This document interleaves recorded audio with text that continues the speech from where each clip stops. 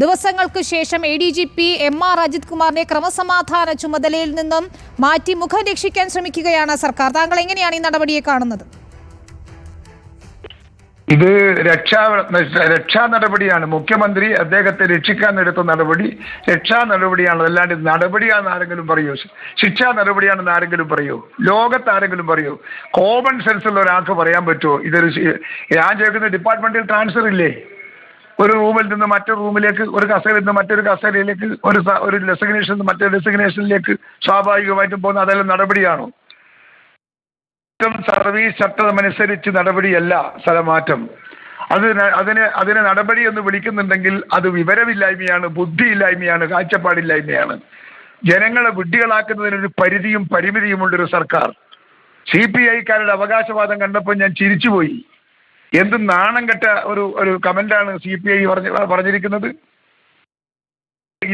ഇതുകൊണ്ടൊന്നും കാര്യങ്ങൾ തീരില്ല എന്ന് ഞങ്ങൾ പക്ഷവുമായിട്ട് ഞങ്ങൾ മുമ്പോട്ട് പോകും.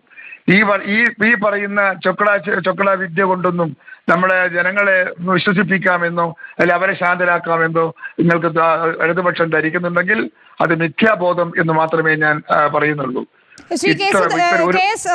ഇതിലിപ്പോൾ RSS നേതാക്കളുമായുള്ള കൂടിക്കാഴ്ചയിലാണ് നടപടി വന്നിരിക്കുന്നതെന്നാണ് മനസ്സിലാക്കുന്നത്. പക്ഷേ പല വിഷയങ്ങളുണ്ട്.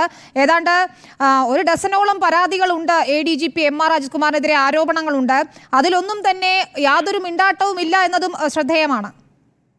അന്വേഷണം ഇത്രയും നീണ്ടുപോയപ്പോൾ തന്നെ ഞങ്ങൾ മനസ്സിലാക്കിയതാണ് അദ്ദേഹത്തെ രക്ഷിക്കാൻ നൽകുന്ന റിപ്പോർട്ടേ അവർ കൊടുക്കുള്ളൂ എന്ന് ഞങ്ങൾക്കറിയാം.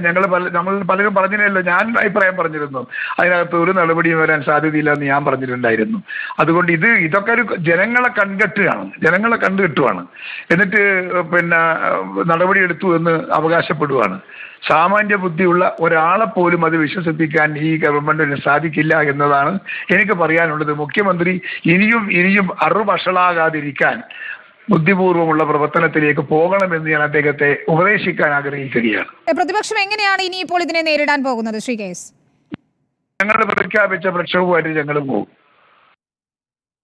മറ്റൊരു പ്രധാനപ്പെട്ട കാര്യമുള്ളത്, ഈ ADGP ഫോൺ ചോർത്തി എന്ന് പറയുന്നത് ഈ ബറ്റാലിയനിലെ ഉദ്യോഗസ്ഥരുടെ സഹായത്തോടെയാണ്. ഇപ്പോഴും അദ്ദേഹം ആ ബറ്റാലിയന്റെ ചുമതലയിൽ തന്നെ തുടരുകയാണ്. മാത്രമല്ല ആ ചുമതലയിലേക്കാണ് അദ്ദേഹത്തെ മാറ്റിയതെന്നാണ് പറയുന്നത് മുഖ്യമന്ത്രിയുടെ ഓഫീസ്. അവർക്ക് കൂടുതൽ സംരക്ഷണമില്ലേ? അതുകൊണ്ട് ആ റിപ്പോർട്ടിന് പുറത്തു വരാൻ സാധ്യതയില്ലല്ലോ.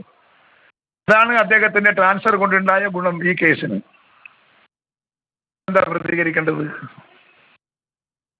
ഒരു കാര്യം കൂടി, ഈ പൂരം കലക്കലുമായി ബന്ധപ്പെട്ടുകൊണ്ട് ഇത്തരത്തിൽ ഏതെങ്കിലും നടപടിയുള്ളതായി അറിയില്ല. ഈ ജുഡീഷ്യൽ അന്വേഷണം വേണമെന്ന ആവശ്യത്തിൽ പ്രതിപക്ഷം ഉറച്ചു നിൽക്കുകയാണോ?